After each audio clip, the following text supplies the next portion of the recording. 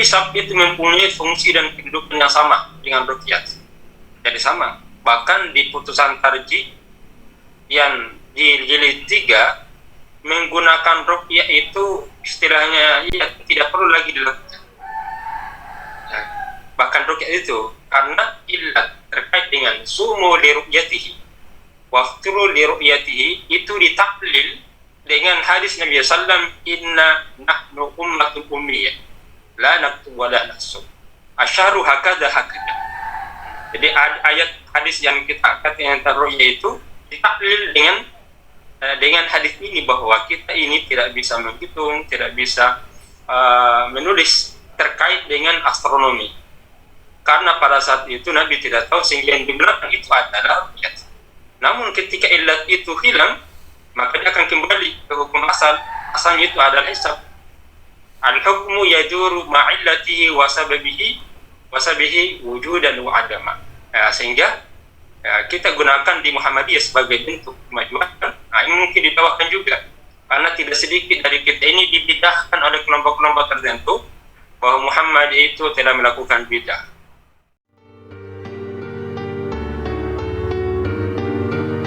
Materinya selanjutnya kita lanjut ke materi yang kedua, yaitu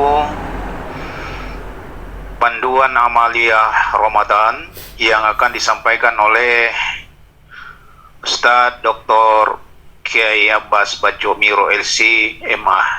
Kepada beliau disilakan dengan hormat. Baik, terima kasih. Assalamualaikum warahmatullahi wabarakatuh.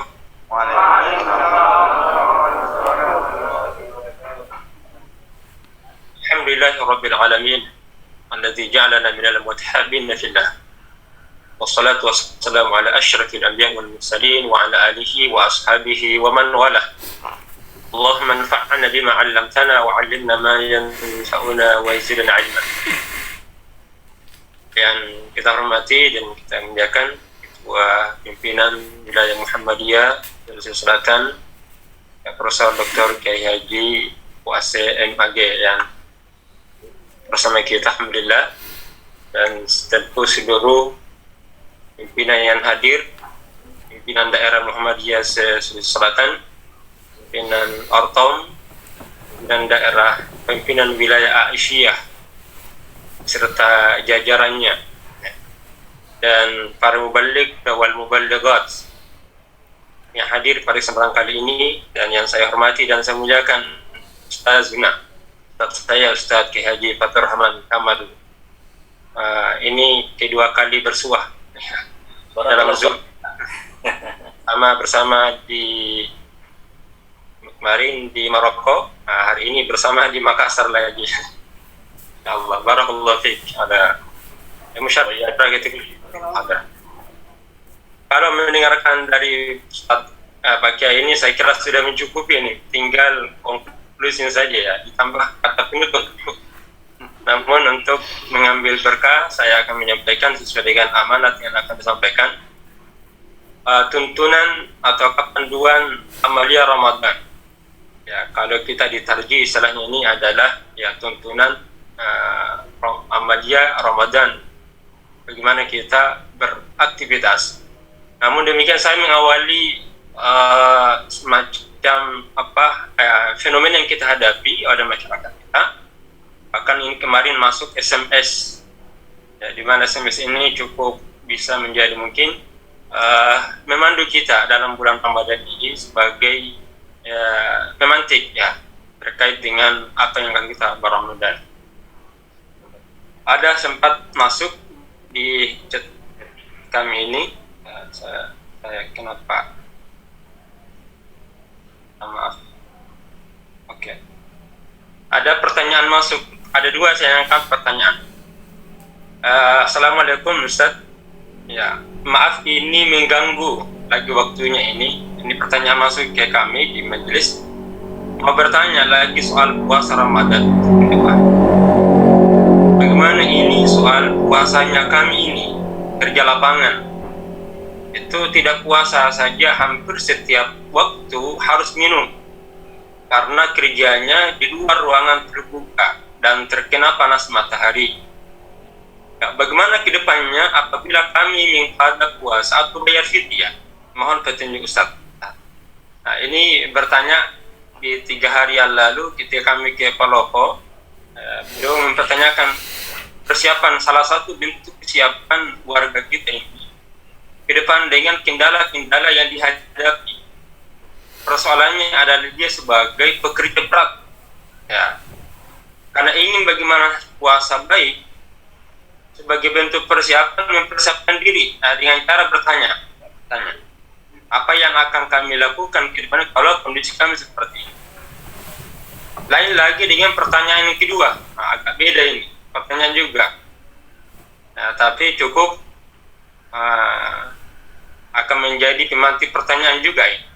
Ada pertanyaan, Ustaz, ini di Komisi Fatwa masuk pertanyaan terkait dengan saya ingin menanyakan perihal hubungan suami istri dengan sengaja di bulan Ramadan. Apa yang harus kami lakukan untuk menebusnya sebelum masuk Ramadan tahun ini? Nah, ini curhat untuk mau masuk Ramadan, bersiap-siap. Kebetulan kami ini, ya, ini tidak apa-apa tapi tidak ada jelaman. Kebetulan kami ini melakukan lebih dari sekali. Mohon dibantu arahan dan para ulama, ya. Ini tidak boleh dicatat nomor kontaknya ini. Ya, dirahasiakan, ya, dirahasiakan. Dua pertanyaan yang agak sama. Pertanyaan pertama adalah apa yang saya lakukan kalau kondisi seperti ini? Ini berarti ada persiapan untuk masuk Ramadan. Satu apresiasi kita. Kalau gini seperti apa? Apa yang saya lakukan? Butuh pencerahan. Bertanya lagi dong. Pendekatan Muhammadiyah jauh-jauh sebelum puasa itu datang memang sudah mengumumkan, ya, maklumat akan datangnya Ramadan. Ya, supaya ada persiapan. Nah, coba kalau seperti ini tidak ada persiapan, nanti besok baru tahu ternyata sudah 1 Syawal. Itulah salah satu kebaikan manhaj tarji dalam bentuk metode hisab yang kita gunakan. Jadi 10 tahun yang lalu ataukah beberapa tahun kita sudah tahu kapan datangnya bulan Ramadan itu. Beda kalau misalnya dengan menggunakan metode ru'yat. Nanti kita bisa pastikan, ya, 1 Ramadan itu kalau kita berada pada tanggal 29 yang berjalan. Ya, 29 yang berjalan. Nah, nanti persiapan. Di Alhamdulillah Muhammadiyah sudah ada tuntunannya. Ini berarti bahwa dalam mengawali Ramadan harus ada persiapan. Agar keberkahan Ramadan yang kita seperti jelaskan Pak Kiai tadi, Masya Allah, jelas inspirasi, pencerahan, bahwa menjiwai bulan Ramadan itu sehingga menjadi takhalluk, ya, menjadi sifat itu yang penting. Itu roh saum, puasa itu ada di sini. Namun demikian, ya, perlu juga mengawali sesuatu itu dengan benar. Kan itu adalah prinsip kita dalam beribadah. Selain keikhlasan kepada Allah, perlu apa yang kita laksanakan itu mendapat tuntunan, ya, sesuai dengan tuntunan yang Rasulullah SAW jelaskan. Ya, minimal persiapan yang pertama, ya namanya persiapan. Kalau tidak dipersiapkan, Allah akan justru memberikan 2 ancaman. Itu disebutkan dalam surah At-Taubah, A'udzubillahi minasyaitonirrajim, itu di ayat Taubah ayat 46. A'udzubillahi minasyaitonirrajim, walau aradul khuruj la a'addu lahu uddatan karihallahu bi'asahum fasabbatahum wa qila qa'udu ma'al qa'idin. Ini ayat terkait dengan sebenarnya ayat sifat adalah teguran kepada orang munafik sebenarnya yang tidak mempersiapkan diri untuk berjihad, yang tidak mempersiapkan dirinya untuk bertakwa. Maka 2, ya, dampak pahit yang Allah takdirkan kepada mereka, tetapkan kepada mereka. Yang pertama adalah karihallahu bi'asahum. Jadi Allah benci mereka keluar. Allah benci mereka keluar. Yang kedua, fasabbatahum, lalu Allah Subhanahu wa taala melemahkan.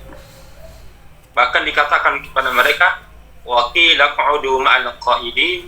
Nah, silakan duduk bersama dengan orang-orang yang duduk. Artinya orang-orang yang udzur, wanita, anak kecil, orang yang berumur tua. Nah, ini bahayanya. Ini dampak buruk orang yang ketika telah datang kewajiban tapi tidak mempersiapkan. Maka dua, hukuman yang Allah berikan, Allah tidak meridai, dan yang kedua akan dilemahkan. Oleh karena itu kita perlu persiapan. Nah, ini di tuntunan tadi yang Ustaz Fakir tadi sampaikan, lihatkan ini saya mengambil intisarinya saja dari buku yang sangat berharga itu. Perlu mempersiapkan diri baik secara lahir maupun secara batin, dan melakukan pengkondisian Ramadan pada bulan Sya'ban di lingkungan masyarakat. Alhamdulillah kita di Muhammadiyah ini gerakan refreshing mubalik itu bagian dari ini, upaya untuk mengkondisikan Ramadan pada bulan Sya'ban di lingkungan masyarakat, melahirkan melakukan silaturahim hingga kita saling mengingatkan. Walaupun sebenarnya kalau sekarang tidak terlambat ya, para salaf terdahulu mengkondisikan Ramadan itu 6 bulan yang lalu. As-salaf 6 bulan yang lalu sudah mengkondisikan dirinya. Gimana caranya? Mereka doa mohon kepada Allah Subhanahu wa taala agar dipertemukan dengan bulan Ramadan. 6 bulan. 5 bulan setelah Ramadan dikondisikan lagi. Itu berdoa agar selama bulan Ramadan itu dikabulkan oleh Allah. Sehingga nyaris aura dan suasana Ramadan itu sepanjang masa. Nah, ini yang perlu memang supaya bisa menjadi sifat dan sikap kita dalam nilai-nilai Ramadan itu perlu kondisi memang. Ya, diantaranya adalah tarhib, menggerakkan upaya-upaya untuk bisa mempersiapkan diri. Sarana dan prasarana juga perlu disiapkan, masjid kita harus dibersihkan. Ya, alhamdulillah tadi di PDM Pinrang di Sia, masya Allah kelihatan dari luar tidak meyakinkan, tapi pada saat masuk seperti surga. Luar biasa, bersih, bercahaya. Artinya agak betah-betah ceramah di dalam, kalau agak lama-lama begitu bersih. Demikian dengan masjid kita, supaya bisa betah tentu perlu dikondisikan lebih bagus lagi. Aturan saf, keamanan, jadwal muazzin harus dipersiapkan. Lebih khusus terkait dengan amaliyah Ramadan itu. Nah, yang sangat penting adalah yang kedua, harus memahami hakikat syam. Tentu ini kita tidak terlalu banyak membahas secara umum saja. Bahwa seorang muslim ketika ingin melakukan, paling pertama persiapan adalah harus memahami hakikat daripada apa yang dilakukan. Ya, pada prinsipnya syam adalah imsak, harus menahan diri dari hal yang membatalkan. Ya, diantaranya adalah makan, minum, dan berhubungan dengan istri. Tadi ini pertanyaan belum dijawab. Nah, ya, nanti dan diskusi lah yang menjawab nanti. Pertanyaan masuk. Jumlah hari, ya kita harus memahami bahwa syam dimulai itu tanggal 1 bulan Ramadan, diakhiri bulan Ramadan, akhir Ramadan. Sesuai dengan keputusan tarji bahwa itu 23 di Padang. Hisab itu mempunyai fungsi dan kedudukan yang sama dengan ruqyah. Jadi sama. Bahkan di putusan tarji yang di jilid 3 menggunakan ruqyah itu istilahnya tidak perlu lagi dilakukan. Nah, bahkan ruqyah itu karena ilat terkait dengan sumu li ruqyatihi waqtulu li ruqyatihi itu ditaklil dengan hadis Nabi sallam, inna nahnu ummatul ummiyah la naktub wa la naksub asyaru hakada. Jadi ayat hadis yang kita angkat yang ruqyah itu ditaklil dengan hadis ini, bahwa kita ini tidak bisa menghitung, tidak bisa menulis terkait dengan astronomi, karena pada saat itu Nabi tidak tahu, sehingga yang digunakan itu adalah ruqyah. Namun ketika ilat itu hilang, maka dia akan kembali ke hukum asalnya itu adalah hisab. Al-hukmu yaduru ma'illatihi wa sababihi wujudan wa adama. Sehingga kita gunakan di Muhammadiyah sebagai bentuk kemajuan. Ini mungkin dibawakan juga, karena tidak sedikit dari kita ini dibidahkan oleh kelompok-kelompok tertentu bahwa Muhammad itu telah melakukan bidah. Ini banyak kita dapati. Tentu kita harus pahami. Prof. Haidar ketika menyampaikan bahwa ibadah itu dibagi menjadi dua. ada ibadah, ya sebenarnya dalam konsep tajdid, ya, tajdid dalam ibadah itu perlu. Yang dimaksud itu adalah dalam ibadah yang dibagi dua, yaitu di bidang pokok. Nah, ini tidak boleh berubah. Itu namanya perlu tajdid, kemurnian. Tapi kalau terkait ibadah itu sifatnya furu' dalam bentuk wasail, itu perlu pengembangan. Ya, kita datang ke masjid perlu dikembangkan tata cara datang ke masjid. Boleh gunakan sepeda, boleh gunakan mobil. Tambahlah juga dengan puasa itu adalah furu'. Tapi masuk, ya menentukan masuk Ramadan itu masuk kategori furu' dia, wasilah, sehingga boleh saja berkembang sesuai dengan kebutuhan kita. Dan Islam masuk kategori datang. Ya. Hisab yang digunakan Muhammad adalah hisab hakiki dan kriteria wujud ilah. Nah, ini terkait dengan jumlah hari puasa. Kemudian selanjutnya perlu di panduan kita, seorang mukmin harus memahami apakah kita berpuasa karena memang panggilan Allah atau panggilan masyarakat atau suasana. Karena karena memang bulan Ramadan orang berpuasa, kita pun ikut puasa. Jadi namanya ikut-ikutan. Nah, tidak. Kita sebagai seorang muslim, kita melaksanakan puasa karena panggilan Allah. Ya ayyuhalladzina amanu kutiba alaikumus syiyam kama kutiba alal ladzina min qablikum la'allakum tattaqun. Hadis Ibnu Umar, "Buniyal Islamu ala khams, syahadat an la ilaha illallah wa anna Muhammadar Rasulullah, wa iqamis shalah wa itaz zakat." Itu panggilan iman. Panggilan Allah Subhanahu wa taala untuk melaksanakan, sehingga itu akan memberikan kehidupan dalam kehidupan kita. Seperti yang dijelaskan Pak Kiai tadi, innama ya ayyuhalladzina amanu istajibu lillahi wa lirrasuli idza da'akum lima yuhib. Jadi kehidupan manusia itu indikatornya apa? Saat mampu melaksanakan memenuhi panggilan Allah. Itulah kehidupan kita. Maka saat kita tidak mampu memenuhi panggilan Allah, itulah mayat sebenarnya. Mayat manusia yang berjalan tapi tidak punya ruh. Siapa mereka? Mereka yang tidak mampu memenuhi panggilan Allah. Seperti yang Allah tegaskan, innama ya ayyuhalladzina istajibu lillahi rasul idza da'akum lima yuhyi. Jadi memenuhi panggilan Allah itu adalah menghidupkan, ya ruhiyah, dan hidup kita sebenarnya hakikatnya dihargai oleh Allah seperti orang yang hidup. Nah, sebaliknya akan dianggap mati kalau tidak mampu memenuhi panggilan Allah. Kita juga harus memahami siapa yang diwajibkan. Karena panduannya harus kita paham bahwa apakah kita termasuk orang yang diwajibkan, maka harus bersiap. Nah, siapa yang diwajibkan itu? Orang yang diwajibkan berpuasa Ramadan adalah semua kaum muslimin dan muslimat yang mukallaf, sehingga tidak ada pembatasan. Se-Indonesia mau Muslim Nusantara tidak mau puasa, nanti orang Arab saja, tidak. Karena itu berlaku kepada seluruh kaum muslimin dan muslimat yang mukallaf. Ya, hadisnya tadi, hadis Abdullah. Ya, kan itu adalah. Kemudian orang yang tidak wajib berpuasa siapa? Perlu kita paham. Jangan sampai kita termasuk orang yang boleh tidak berpuasa tapi dipaksakan. Nah, siapa mereka ini? Perempuan yang mengalami haid dan nifas di bulan Ramadan. Nah, ini tidak wajib, tapi harus menggantikan di luar Ramadan. Nifas ini masuk ke sama dengan haid. Ada juga orang yang diberi keringanan, orang yang boleh meninggalkan puasa. Ini orang yang diberi keringanan itu dispensasi adalah dan wajib mengganti mengkadat di puasa di Ramadan. Yang sampai kita orang yang sakit biasa tapi dipaksakan. Ini masuk penyimpangan ini. Orang yang sakit biasa di bulan Ramadan itu diganti di luar Ramadan. Orang yang sedang bepergian, musafir boleh tidak berpuasa. Tetapi kalau dia berpuasa itu lebih bagus. Wa antasumu khairul lakum. Kemudian ada juga orang yang boleh meninggalkan puasa dan mengganti dengan fidyah. Itu satu mud. Nah, ini agak salah, bukan on mesin ini. Atau lebih makanan pokok untuk setiap harinya. Nah, ini tidak membayar puasa di luar Ramadan, tapi boleh membayar fidyah. Apa mereka?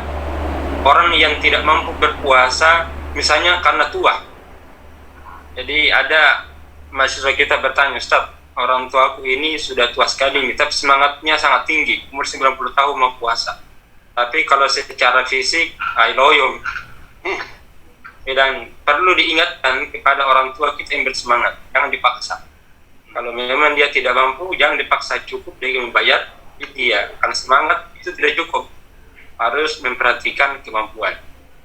Orang yang sakit menahun, tentu di sini dia tidak digantikan.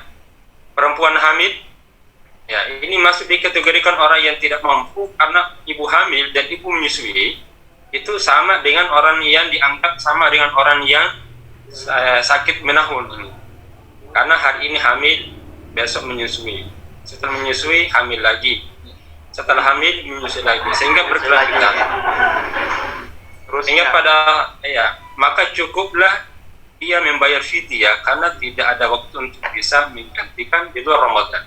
Itulah yang Allah sabdakan, firman Allah firmankan, "Alal ladzina yutiqunahu fidyatun ta'amun miskin."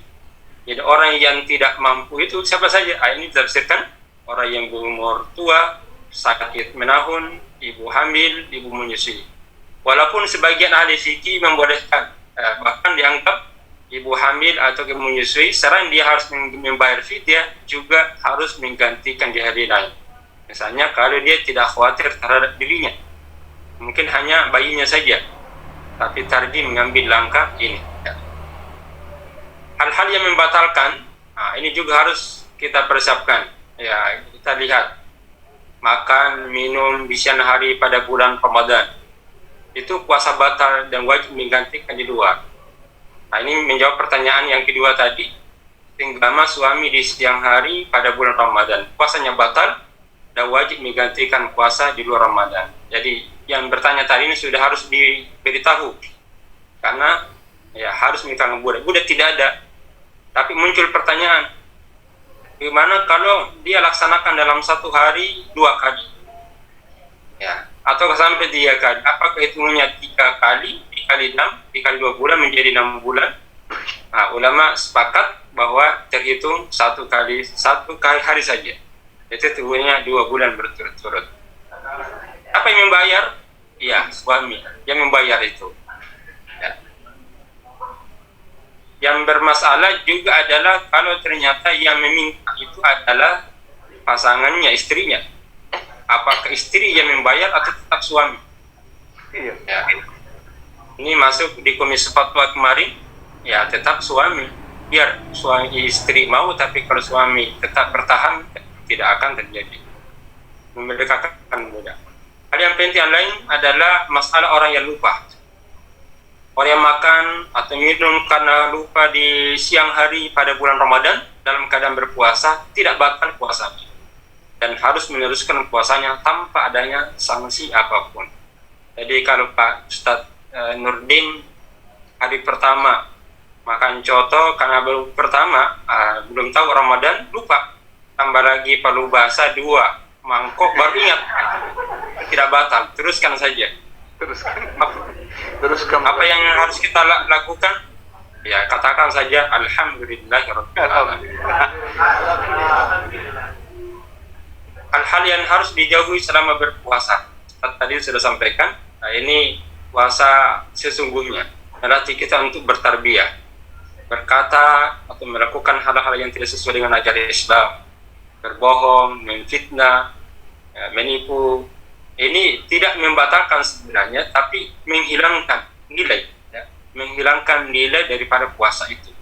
Misalnya 1 hari berbohong, ya secara hukum syarak sah, tetapi apakah ada nilainya belum jelas. Karena bisa saja ibadah yang kita laksanakan secara hukum sah, tapi nilainya ya karena dihabiskan dengan hal-hal yang tidak dibenarkan oleh Allah Subhanahu wa Ta'ala. Hal-hal yang harus dihindari, berkumur, istinsak secara berlebihan. Walaupun secara umum kan boleh, ya, kumur-kumur secara berlebihan, tapi bulan Ramadan harus dihindari. Khawatir, khususnya dalam berwudu. Ya, khawatir kalau kumur pertama hamil keluar, khawatir kumur ketiga tidak keluar-keluar. Ya, masuk di dalamnya. Hingga perlu hati-hatian, ya. Hati-hatian saat berkumur, apalagi dalam kondisi haus, bekerja, kumur tidak terasa turun, bisa mengakibatkan batal. Dihindari hindari juga mencium istri di siang hari jika tidak mampu menahan syahwat. Amal soleh di bulan Ramadan ini puasa. Kemudian yang kedua, tuntunan ada qiyam Ramadan. Ya, di tuntunan qiyam Ramadan dianjurkan bahwa salat yang kita laksanakan ini secara berjamaah. Tapi berjamaah dalam arti salat tarawih. Ini istilah-istilah sebenarnya ya kita saja yang memberikan istilah tarawih dengan dasar iman karena Allah Subhanahu wa taala, dengan formatnya 4-4-3 ataukah formatnya 2-2-2-1. Nah, ini perlu kita selesaikan di persyarikatan. Di kemarin kami ketika ke Gorontalo sempat mensosialisasikan cara salat malam. Formatnya ini sesuai dengan tarji itu adalah selain 4-4-3 itu bisa 2-2-2-1. Sehingga saudara-saudara kita di Gorontalo sempat agak tegas. Ustadz ketika datang ke Gorontalo ini yang membawa sesuatu yang baru. Karena kami ini sudah 30 tahun belum pernah salat taraweh 2-2-1. Selamanya itu adalah 4-4-3. Itu yang kita lakukan. Di tarjih memberi pilihan, mengakomodir itu baik 4-4-1 ataupun 2-2-1 ataupun ada juga 2-2-3. Hingga ada pilihan di sini. Tidak menjadi yang dipilih Muhammadiyah 4-4-3 saja tanpa yang lain. Ya, sehingga ada yang bertentangan, ya, kita jelaskan. Di Muhammadiyah kita kenal prinsip silakan dengan tasamuh atau toleransi. Sesuatu yang berbeda dengan kita, ya, mungkin ada yang 20, kemudian kita 8, tidak perlu kita ngotot bahwa harus seperti itu. Ya, memang persatuan harus dijaga, ya. Tapi tidak mesti harus menyatukan cara ibadah kita. Kalau di masjid kita 20, apalagi kita sebagai mubalik 20 rakaat supaya ikut bersama dengan mereka dengan dasar toleransi, ya. Nah, ini perlu dijaga juga, tidak mesti ikut saja semuanya. Karena yang namanya persatuan itu adalah oleh Prof. Haidar mengatakan, ya, mungkin saya angkatkan ini, ya, persatuan itu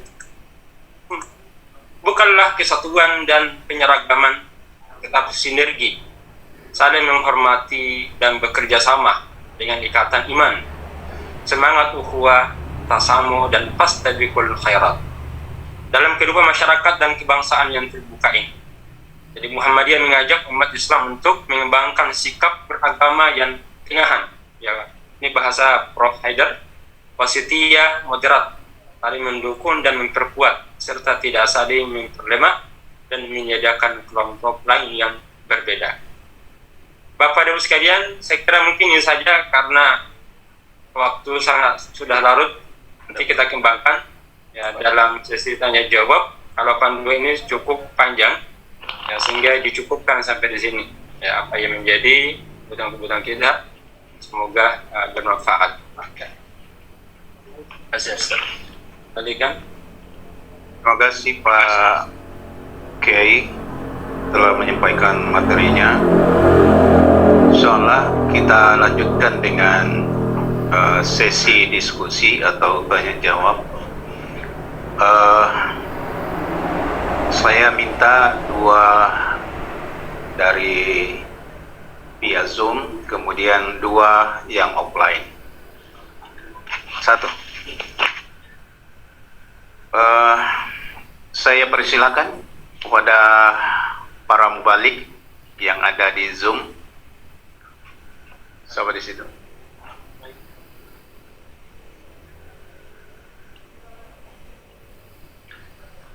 Ya, kita mulai dulu yang offline, silakan. Ya, silakan maju ke depan. Ya, silakan maju. Ini banyak pertanyaan masuk, tapi saya tidak bisa baca.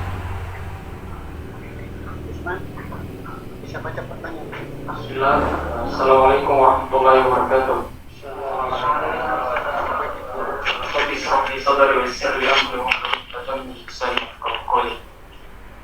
kasih atas kesempatan yang diberikan oleh Ayahanda. Mungkin pertanyaan saya itu mengenai problem di kampung saya itu.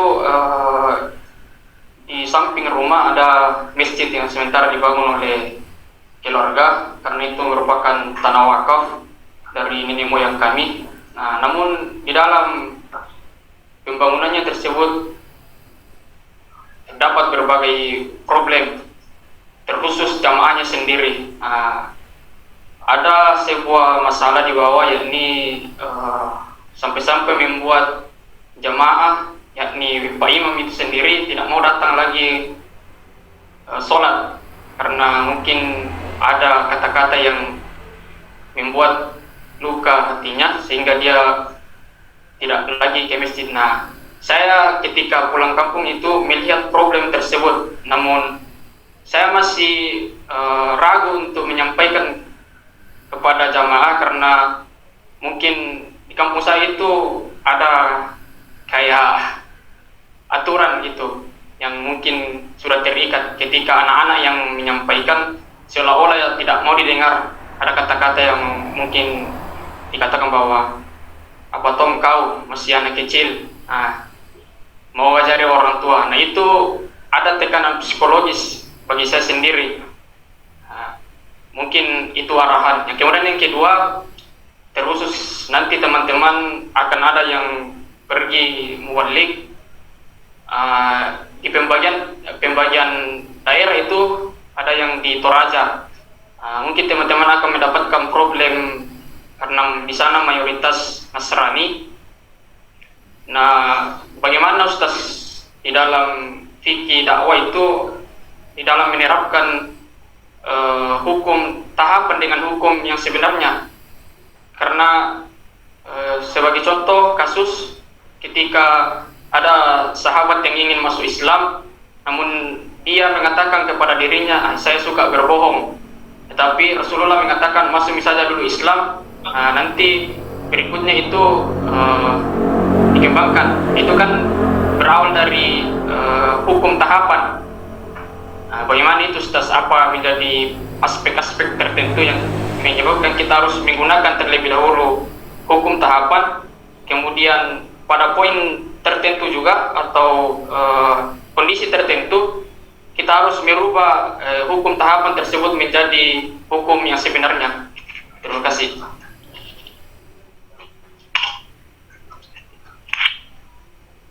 Terima kasih.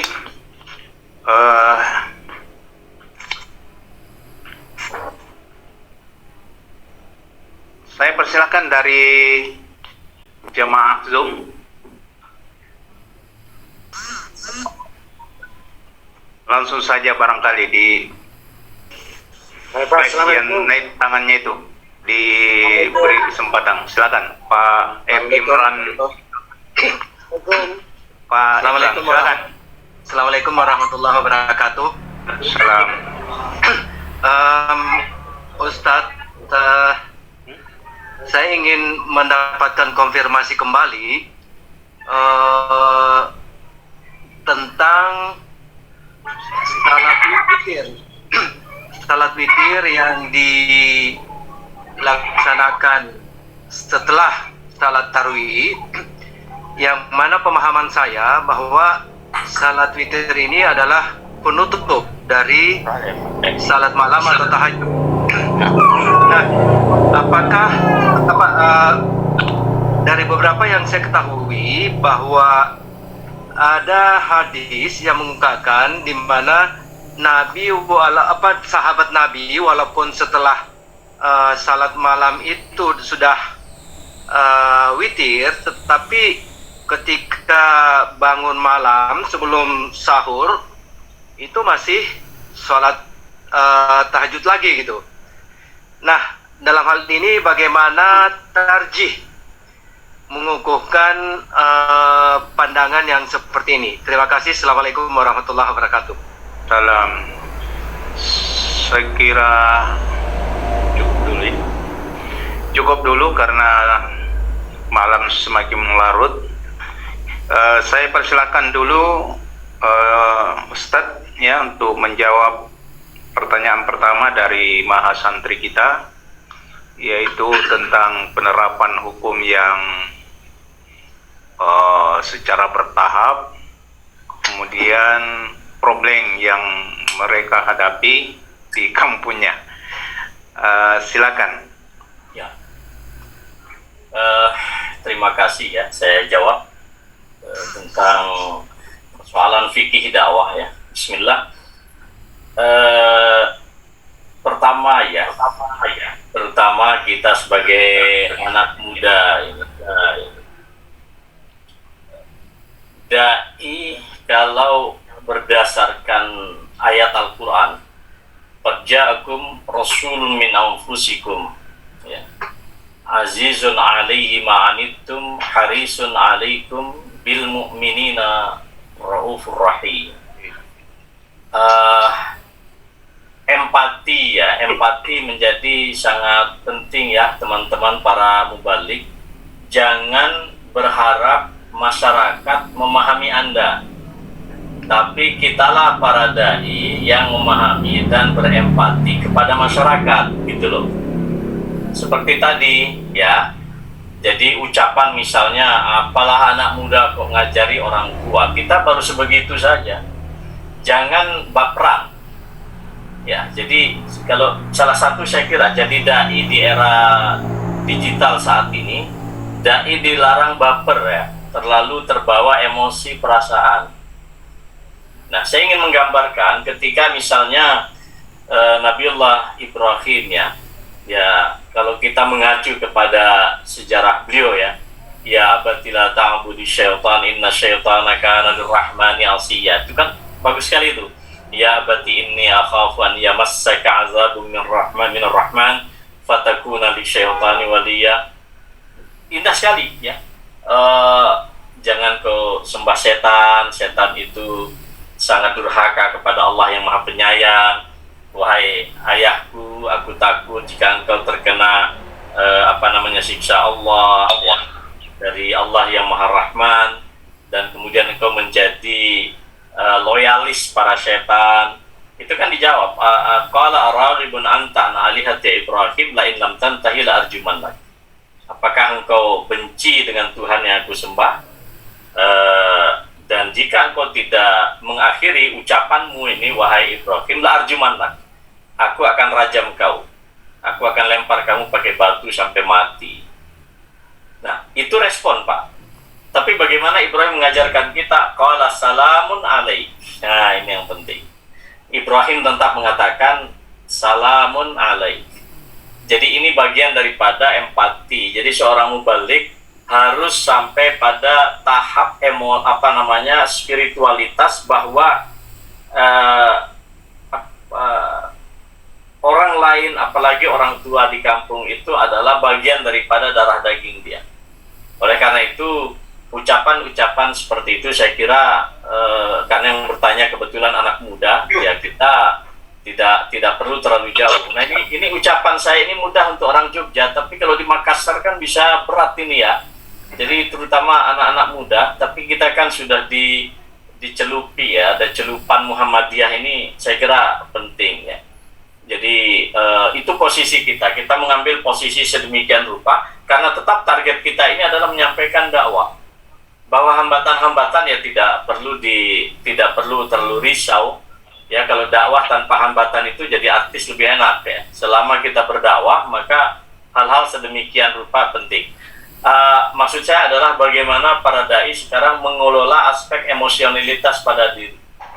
Dan mohon maaf saya boleh menganjurkan, salah satu cara untuk mengelola emosionalitas, tidak mudah marah, tidak mudah baperan, itu adalah dengan memperbanyak zikrullah. Jadi para dai itu ada satu kewajiban, yaitu as-silah al-wasiqatu billah. Jadi hubungan yang sangat erat dengan Allah, bisa melalui ibadah sunnah dan seterusnya. Ini penting ya. Jadi kita yang harus, mohon maaf saya katakan, mengalah demi tercapainya tujuan dakwah selama tidak menabrak hal-hal yang sangat prinsipil. Bahkan kalau menabrak hal prinsipil pun itu kita masih melakukan beberapa langkah yang alternatif. Nah ini kaitannya dengan yang kedua. ketika kita berdakwah di daerah yang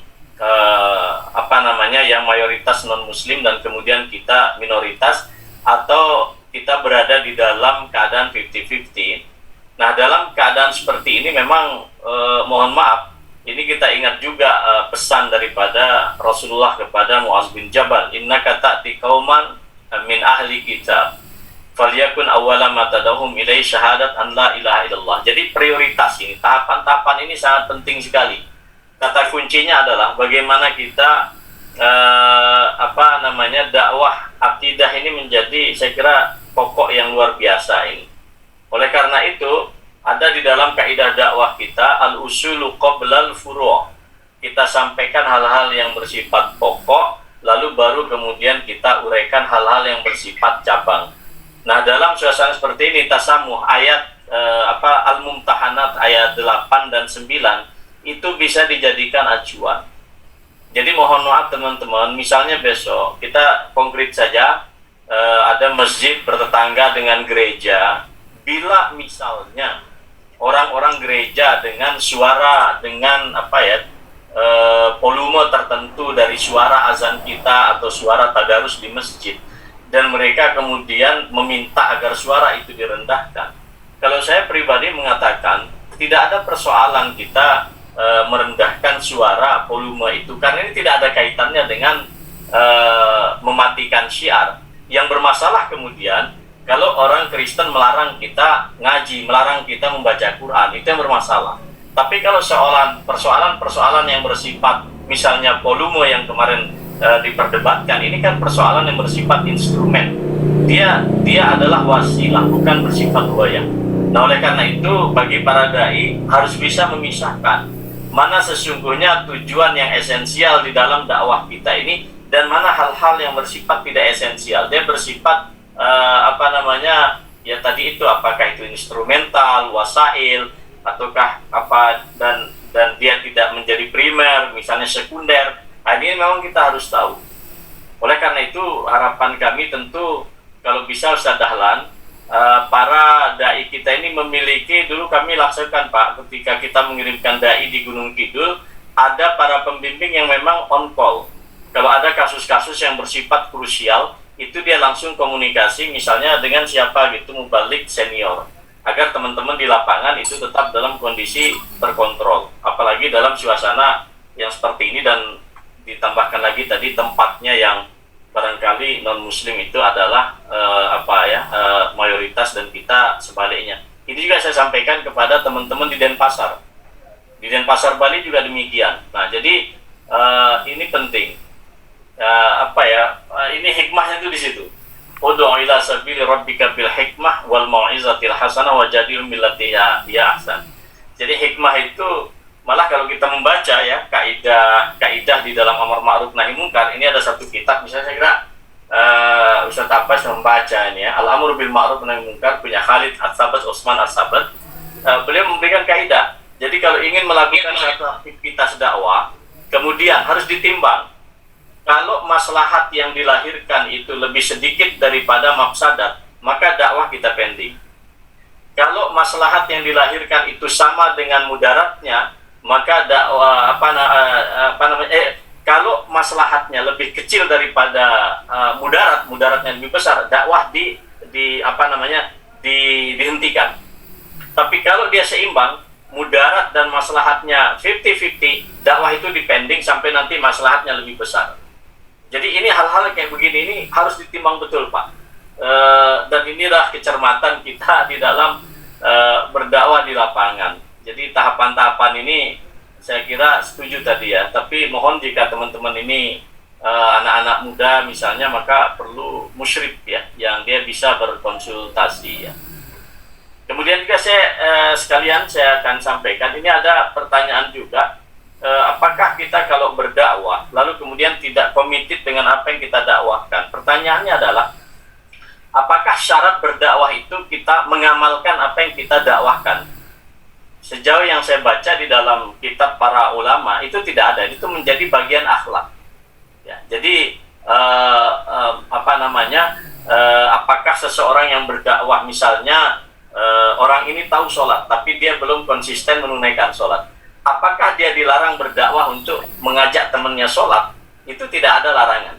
Dia tetap boleh melakukan dakwah itu. Kita tidak tahu pada fase di mana hidayah ini akan datang baik kepada para dai atau juga kepada para mad'u kita. Oleh karena itu tidak ada alasan. Saya belum jadi orang soleh, oleh karena itu saya tidak mau menjadi mubalik. Ini alasan yang salah dan ini bagian daripada talbis iblis. Ya, ini talbis iblis. Jadi bagaimana para setan ini merusak persepsi kita sehingga kita tidak pernah berikhtiar untuk menjadi orang soleh. Oleh karena itu, ud'u ila sabili rabbika bil hikmah, ud'u ila sabili rabbika itu tidak ada kata bersyarat di situ. Tidak ada kata syarat.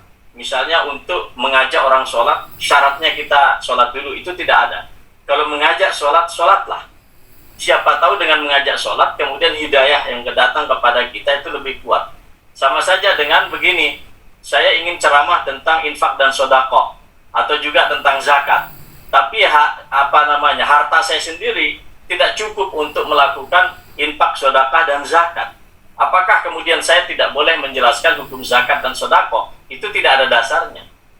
Ya, jadi semuanya tetap dilaksanakan. Orang yang belum haji tidak ada alasan mengatakan, padahal dia belajar tentang haji, tapi dia belum haji, karena menjelaskan hukum haji tidak syarat dia harus haji dulu. Nah, jadi tidak perlu menjadikan hal-hal ini sebagai rintangan kita di dalam menebarkan kebaikan. Sekali lagi, siapa tahu ya, begitu kita melakukan suatu aktivitas dakwah dan pada saat itu kemudian Allah memberikan hidayah kepada kita. Nah, yang menjadi persoalan adalah ketika orang itu alim, ketika orang dia dengan kapasitas ilmu tertentu, tahu dia halal haram, tahu dia kemudian mengabaikan semua itu, maka ini laknatnya besar sekali. Itulah yang disebut dalam Al-Quran, ataquluna ma la taf'alun kabura maqtan indallah an taqulu ma la taf'alun, gitu kan. Atamuruna an-nasa bil birri wa tansawna anfusakum. Ini adalah grade yang lebih tinggi daripada sekedar kita berdakwah. Jadi sekali lagi, tidak ada alasan untuk tidak berdakwah. Ya, untuk mengajak orang sholat tidak harus khusyuk dulu sholatnya baru mengajak orang. Kalau keburu mati. Ya, untuk mengajak orang berhaji tidak perlu harus pergi haji dulu.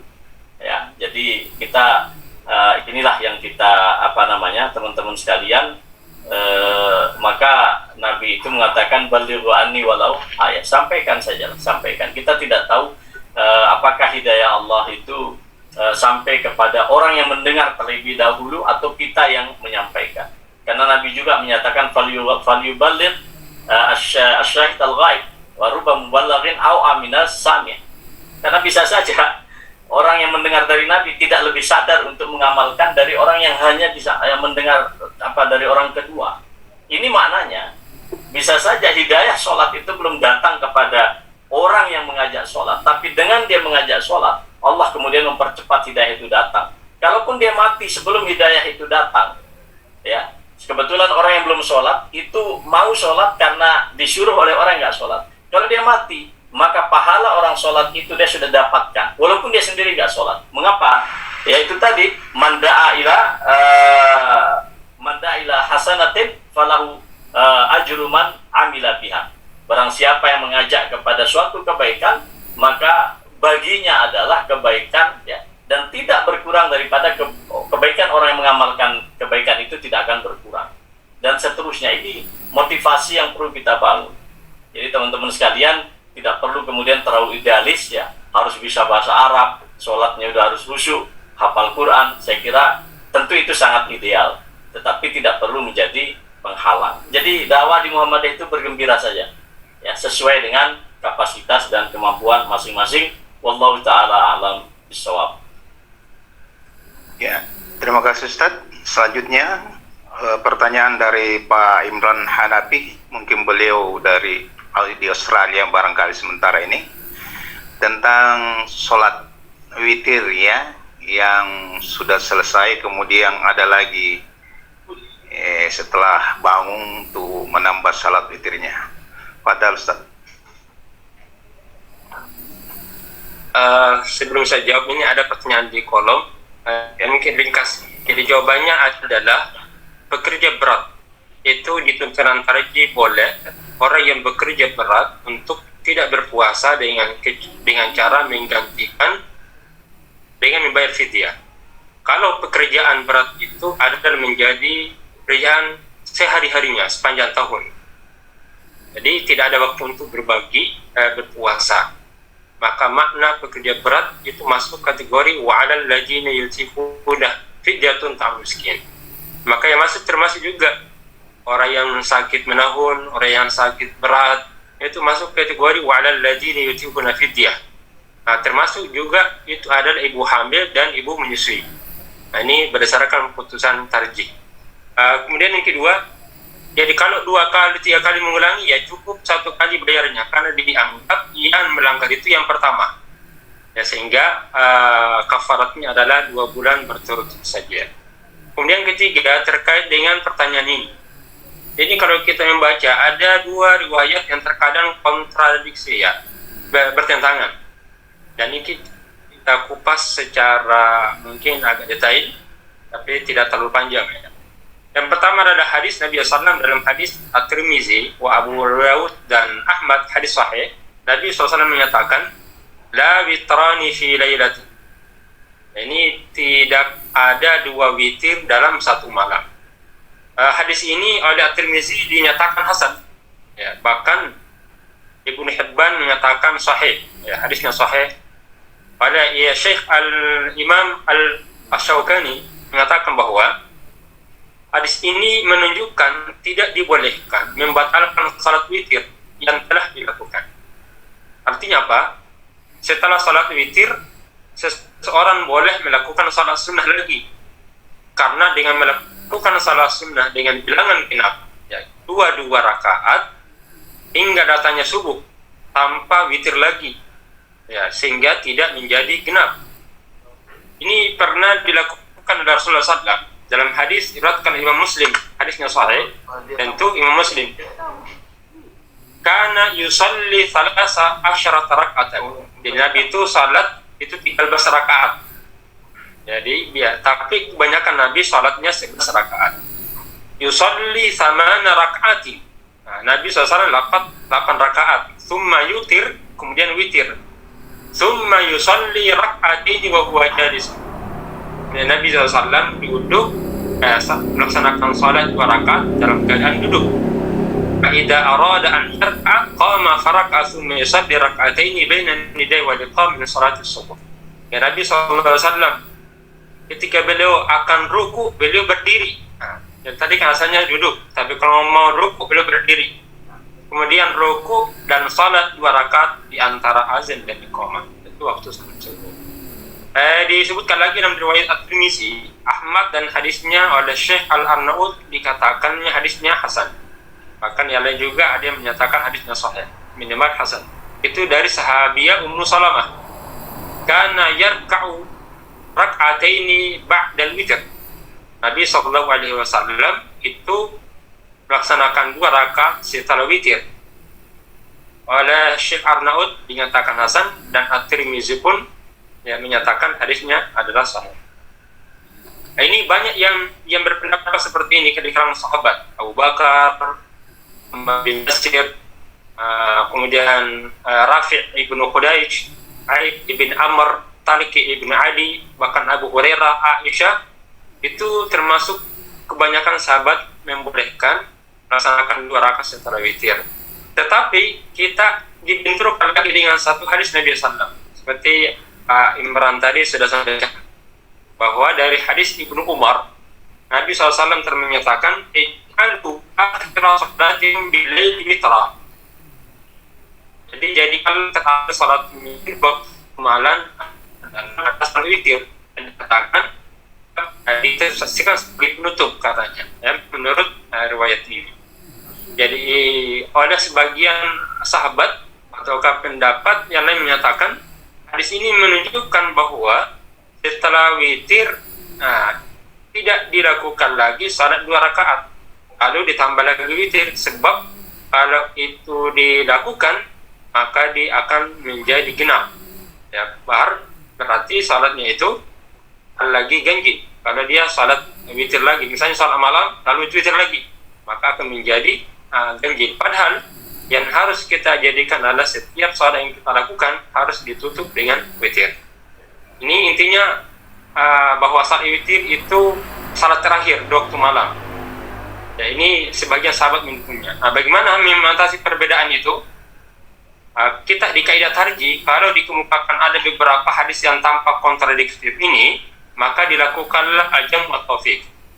Kalau tidak bisa, maka ditarjihlah. Oleh fatwa tarjih, kan ini belum masuk putusan, tapi di fatwa mengambil pendapat yang pertama. Ya, mengambil pendapat yang pertama itu bahwa yang menetapkan bahwa boleh melaksanakan salat ya setelah salat malam, mungkin awal malam, tapi melaksanakan 2 rakaat berdasarkan hadis-hadis yang kita baca. Ya, wallahu a'lam bishawab. Ya. Terima kasih Ustaz. Mohon maaf kepada seluruh jamaah baik yang ada di Zoom maupun yang offline, oleh karena kita sudah berada pada jam 22:45. Mari kita cukupkan saja untuk sesi tanya jawab, dan untuk menutup represin mubalik pada malam hari ini, kita persilahkan kepada Ketua Wilayah Prof. Ambo untuk menutupnya. Silakan Prof. Terima kasih. Assalamualaikum warahmatullahi wabarakatuh.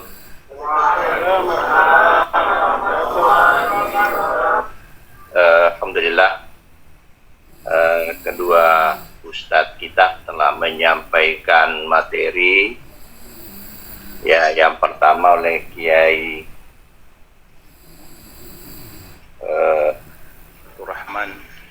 Fathur Rahman Kamal telah menyampaikan bagaimana kepribadian seorang mubalik.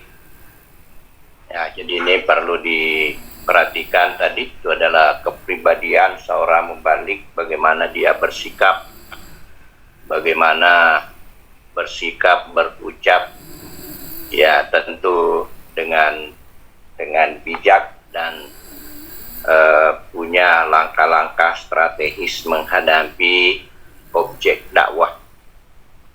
Yang kedua, Kiai Abbas Baco ya telah menyampaikan tuntunan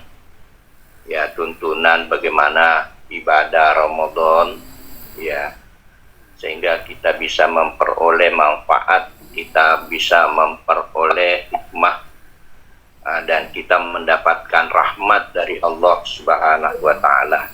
Ya, saya kira kami menyampaikan terima kasih pada seluruh hadirin dan kepada kedua narasumber. Ya, terima kasih. Saya kira nasrun minallah fathun qarib wa basyiril mu'minin. Assalamualaikum warahmatullahi wabarakatuh.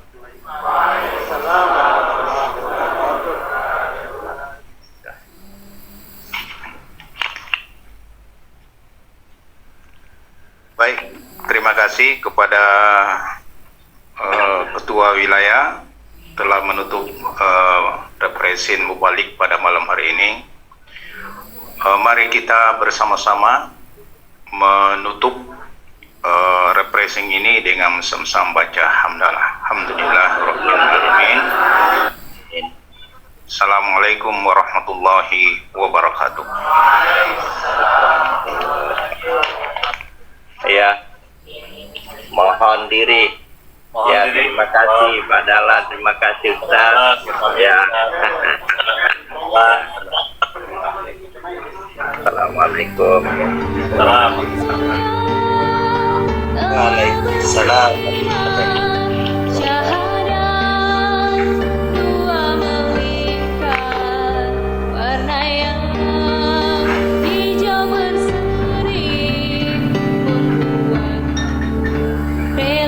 Ngabdin nanti materinya Ustaz saya kasih Kang Gidis, kita yang kirim nanti di Ya,